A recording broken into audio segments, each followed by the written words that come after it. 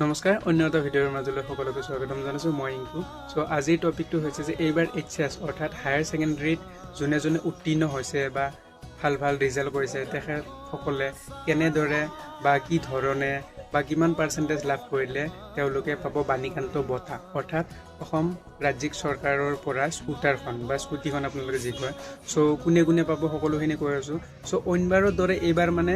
আপোনাৰ ছোৱালীৰ 75, 65, 60 বা ল'ৰাৰ 80, 75 নহয় এইবাৰ মানে কি কৰিছে চৰকাৰে এটা নতুনকৈ নিয়মাৱলী দিছে সেইটোৰ মতে এইবাৰ ল'ৰা আৰু ছোৱালী সকলোখিনিয়ে